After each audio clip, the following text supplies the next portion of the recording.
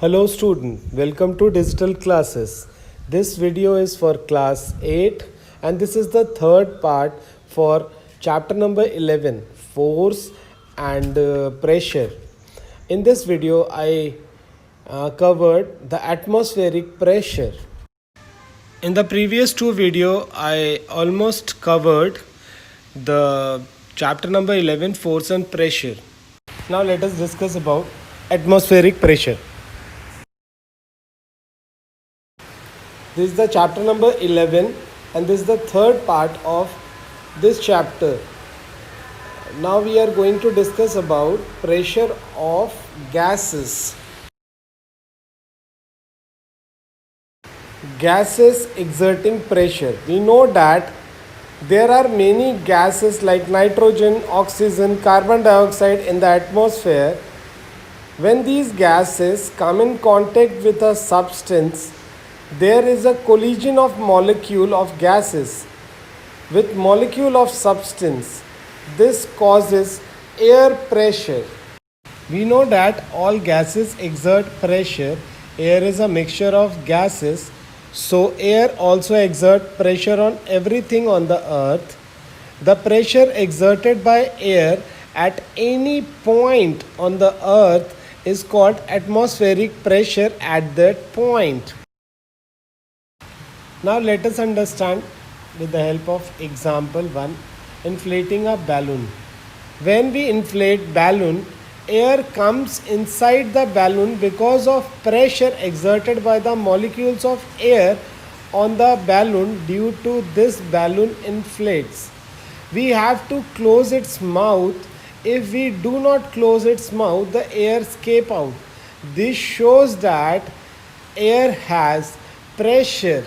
And if you release the balloon, means if you release the inflated balloon, it flies very fast around us.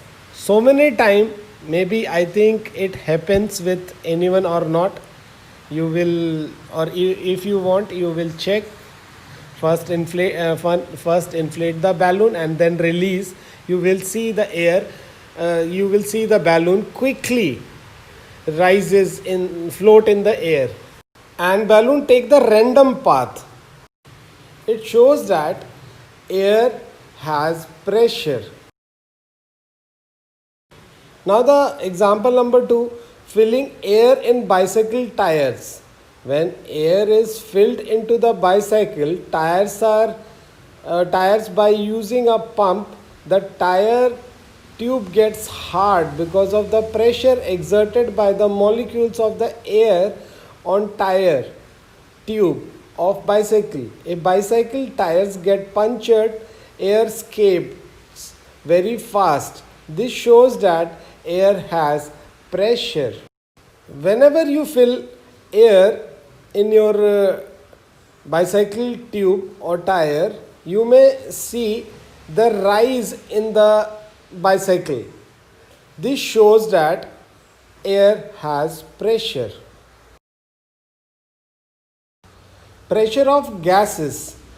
Pressure is determined by the flow of a mass from a high pressure region to a low pressure region. Pressure measurements are made on the fluid states, liquid and gases. Now, what is pressure? Pressure is a force exerted by the substance per unit area on another substance. The pressure of a gas is the force that the gas exerts on the wall of the container. Pressure is a property which determines the direction in which mass can flow. Now, let us understand with activity number 7, that is given in your book at page number 185. Take a funnel and tie a piece of thin rubber sheet over its mouth. Connect stem of the funnel to a rubber tube. When the open end of the rubber tube is open to the atmosphere, the rubber sheet is flat. Now, suck the air from the funnel. What do you see? The rubber sheet over the funnel get depressed. This is because the air from the funnel is sucked out, that there is very little air inside. The atmospheric pressure exerts pressure on the rubber sheet and get depressed. It means air exert pressure from the higher concentration to the lower concentration. Inside the funnel, there is less air pressure because we suck air from the funnel. Then the atmospheric pressure exert pressure on the seat from the upward or upper portion.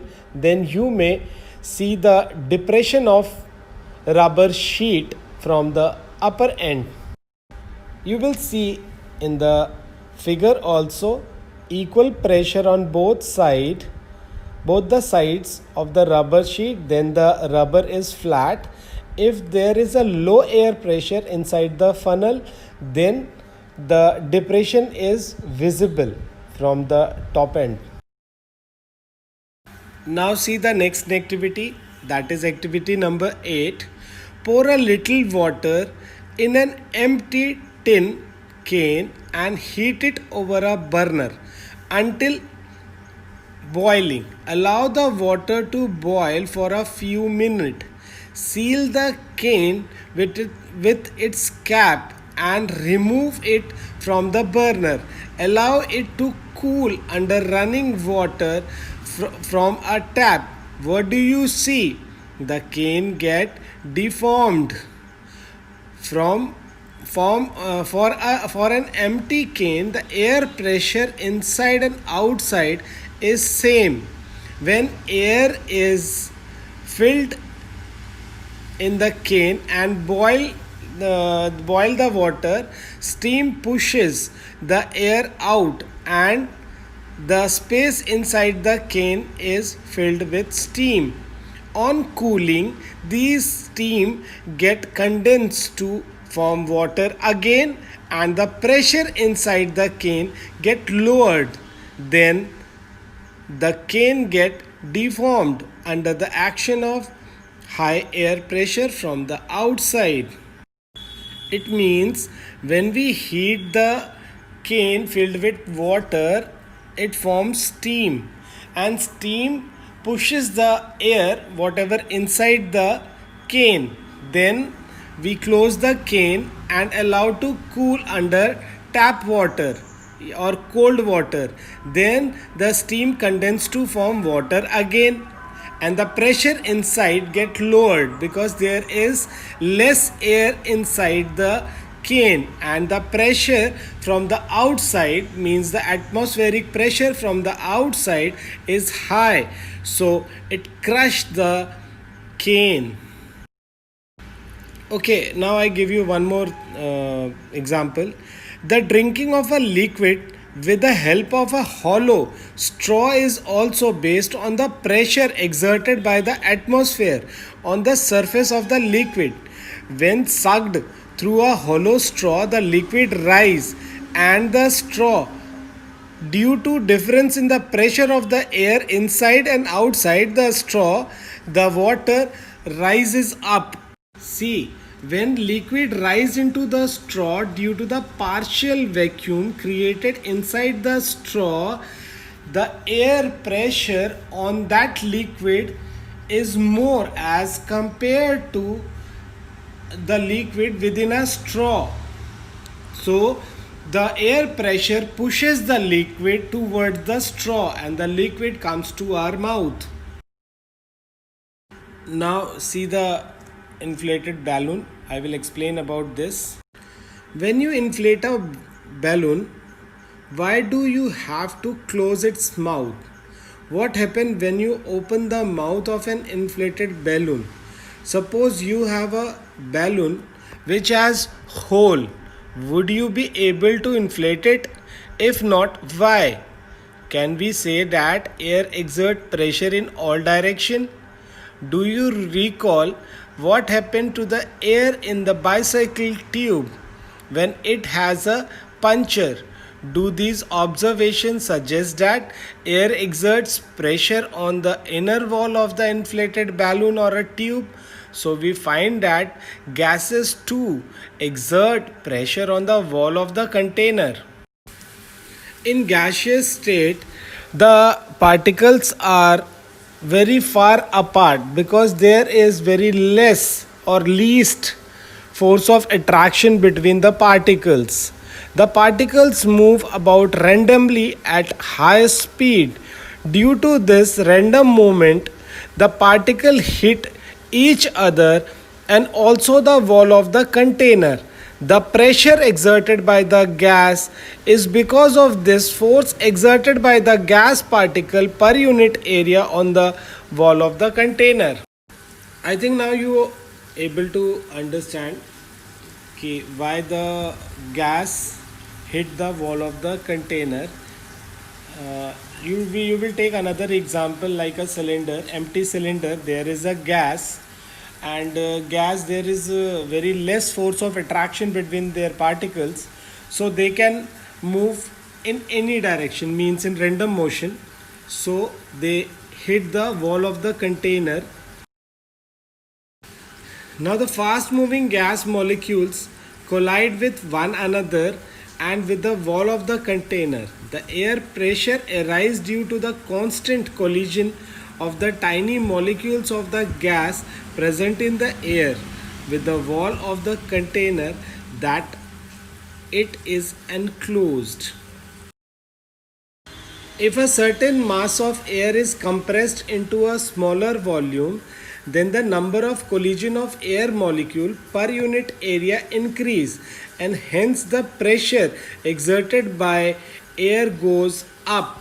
We know that the gases are highly compressible as compared to the solid. The liquefied petroleum gas, LPG, get in our home for cooking, cylinder that we get in our home for cooking, or the oxygen supply to hospital in cylinder is compressed gas. Compressed natural gas means CNG is used as fuel these days in vehicle. Due to its high compressibility, large volume of gas can be compressed into a small cylinder and transported easily. But there is enough pressure to explode. So we can use the LPG and CNG very carefully. If the container of a air as stretchable wall, then the higher pressure exerted by air inflates the container. Take a rubber balloon and fill air into it with mouth by the pump or by pump. On filling in air, the balloon get inflated, it expand and become bigger in size. When we put a lot of air in the balloon, then the number of gas molecules in the balloon increase too much. The large number of gases molecule cause too many collision with the wall of the balloon from inside and create a high pressure. This high pressure produced by the gas molecule on the wall of the balloon causes it to expand and get inflated. As the mountain climber, they carry oxygen cylinder with them. If they are they will not carry the oxygen cylinder with them, or it may be the oxygen cylinder or oxygen is finished, so there is a problem with the mountaineer because there is a low or there is a less oxygen.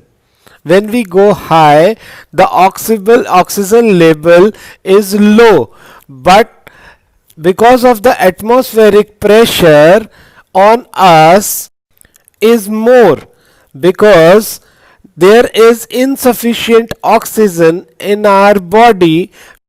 If the oxygen is insufficient, the pressure is low, so The atmospheric pressure at the altitude or a higher altitude, if there is insufficient oxygen inside our body, it may crush, so we can bleed through our sense organ like eyes, nose, mouth, skin or tongue, etc.